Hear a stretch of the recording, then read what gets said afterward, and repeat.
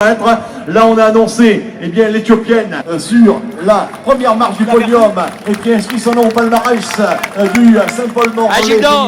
La troisième va arriver et dans quelques secondes, on va pouvoir vous présenter le protocole des champions internationaux masculins. Ils sont là, ils sont derrière nous. Allez, on applaudit bien fort. Allez, jusqu'à la ligne, elle a tout donné pour monter sur le podium. Marina Kovaleva, dossard numéro 20 de la Russie. Voilà qui en termine et qui complète le podium féminin. Voilà, devant les officiels, là-bas sous l'arc.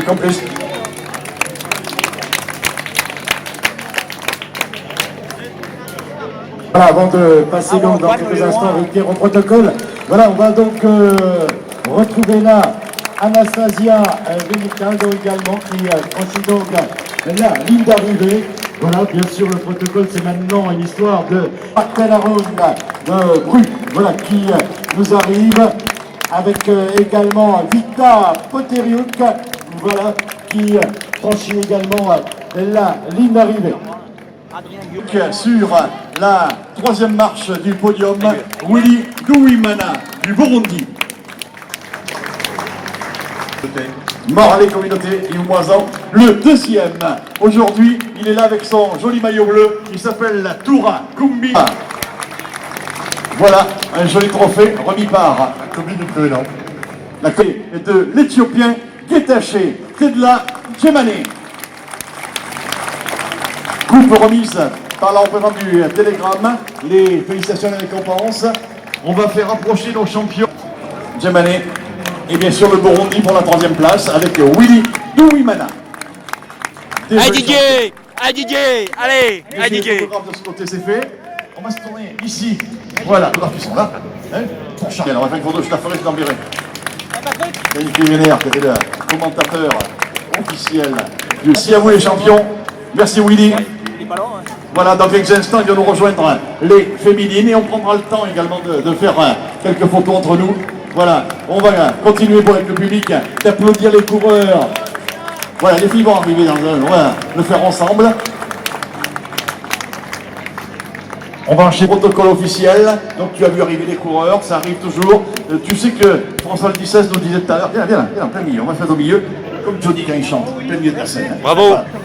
Daniel, on disait que le temps qui flirte avec les autres, le parcours est déjà compliqué sur la première partie, et le vent a aidé un peu. Voilà, surtout le vent quand même qui était défavorable sur une bonne partie des Saint-Paul-de-Léon déjà, donc le vent de face.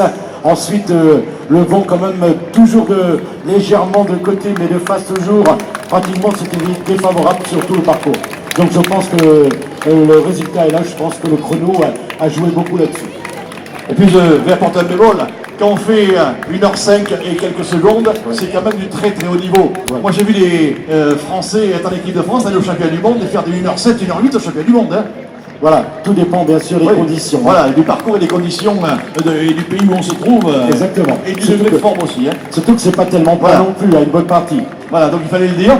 Je poserai une question sur l'ambiance que tu as vue. L'ambiance départ, les costumés, les gens qui s'amusent, le folklore qu'on peut avoir dans la course. Tu as connu ça? On a rencontré beaucoup de monde du côté de Carleby, peu lent, donc dans les premiers kilomètres. Alors foule apaisée et attelée, et bien sûr ici dans les derniers kilomètres. Beaucoup de monde sur cette édition. Ah oui, beaucoup de monde. Les derniers kilomètres, c'est de la folie. Il y a du public partout. Ah, oui. En plus, on a eu un peu de suspense quand même. C'est vrai, l'homme de tête, mais derrière, suspense. Mais ils étaient vraiment costauds, hein, les trois. Voilà, dans quelques instants, les féminines vont nous rejoindre pour le podium. Patricia, viens avec nous. Vont nous rejoindre dans un instant. Allez, Nathalie, ma sœur. Allez Nathalie. Nathalie lancée à vive allure, elle fait du marathon. Voilà, avec un termine. Et je vous rappelle, du côté féminin, et des coureurs heureux, bien sûr, il y en a. Patricia, toi qui as été championne de France sur de bons niveaux, effectivement, je pense que ça donne envie, cette ambiance, de retrouver la course à pied. Bah oui, bien évidemment, la course à pied, ça fait partie de ma vie. Et pas de chaussures, un short et un t-shirt. Et on peut courir dans n'importe quel pays. C'est-à-dire que ce soit en France, que ce soit en Amérique, en Asie, partout. La course à pied, tout le monde peut courir. On n'a besoin de absolument rien, donc c'est formidable. Et c'est vrai ce que disait notre collègue Daniel, les Bretons, et je le répète, sont vraiment des sportifs dans l'âme.